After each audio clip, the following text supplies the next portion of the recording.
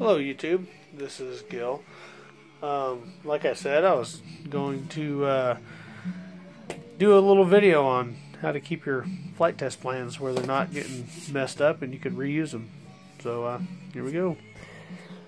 Like I said, here's this is my FT Baby Blender. This is probably hands down my favorite airplane on the FT series so far. It's just a good relaxing airplane to fly for me, so figured I'd start building another one again. It's been a while since I've done some FT flying. So anyway, I print out the plans. You get the plans, you know, all taped together and stuff, and you wind up with your sheet that's roughly the size of a sheet of foam board. Mine, I added a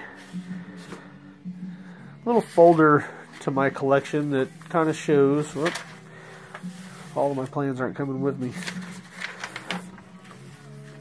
This is my little foam board binder right here. It's got all the aircraft that I have inside the binder that I have all the plans cut out for. And there they all are right there. Got my Versa right there on top. You know, like I said, the FT-22 and the Delta and the Flyer and the Mustang, and all these I've at least built once or twice before. I think the Punjet was, I don't know, I liked the Punjet. It was fun, but it was kind of a little bit of a handful. I couldn't get mine to just really track straight. So anyway, these are the plans. You know, you cut them out and do that. And the trick to it is you come in here and you just, instead of tracing, you know, instead of drawing your lines across the whole deal, you just catch the edges, just, you know, just like that. You just catch the edges of them where everything comes together or where anything starts. So like here's the score cut right here, right here, right here, and right here. You know, the corners, here's, you know, the cutout for the spar. Yeah, you just mark everything off, and then when you are done, I have these taped right here and right here, so I can take the paper, fold the paper over, and that'll expose what's underneath. Now, let me see if I can get this in the light. So here's, if my camera will focus. So you can see the divot. There's the divot right there of where I was drawing on the piece of paper at. So that divot, the other side didn't come out very well, so I'll show you. This is what makes it nice, because then you can flip that back over and these plans are back where you had them. So you can kind of go back over and darken that line up a little bit. And then you would be able to see the divot that was made.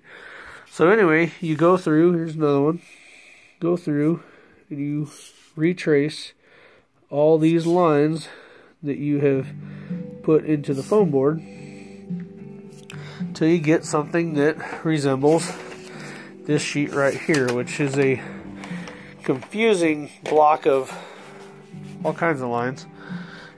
And this one right here, so like this piece right here, you know, your memory really has to play a key. This piece right here, this is your horizontal stab. This one right here, your vertical stab is right here. Let's see here.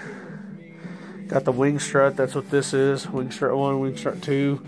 Throw gauge is down there. So you get everything traced out, and then what you do is you take your hobby knife, your razor blade, whatever you got. I use a number 11. And you go over all of these edges right here. So like I'll take my straight edge and I'll lay my straight edge from here to here, and I'll cut with the razor blade. So what it does is it alleviates trying to follow a line with your razor blade. So you don't have to follow that line with your razor blade. You could just, you have straight lines on everything all the time. One of the nice things about a lot of these FT models is they're very forgiving, you know, on the exactness, so nothing really has to be totally exact on the scratch build. Doing this method, I mean, I've had models where if I'm on it constantly. I'll build a model from the, starting out just like this, till I go out and maiden it. It'd take me about 3 or 4 hours. So it's not too bad. I mean, it is a little bit of work, but once you get everything cut out and get everything fitted up, it's actually not that bad. Some of the models, like the only surviving FT model from my past is this Delta Wing right here. So my first FT Delta I built just about the time the FT Delta build video came out from Flight Test, and a friend of mine stole it from me, and she painted that thing up. It took her a few months, but it was a good looking plane. I mean, it flew really well. I got a lot of flight time out of it, and it started to warp. So given that it was a kind of a piece of art, I figured I'll throw it up there and keep it. But here's my Versawing that I've been flying. This one here was testing out the ducted fans. I'd heard some stuff about ducted fans not acting a lot like props, so I took one of the ducted fans out of my jet right here and threw it onto a Versawing. And then my FT Mini Sportster, which this airplane flew amazingly well. I rather enjoyed flying that aircraft. So I hope this tip helps any of you guys out with your building your models. If you guys have any comments or questions, put them down in the comments slot below, and I'll look over those comments and get back to you as you have questions. See you later.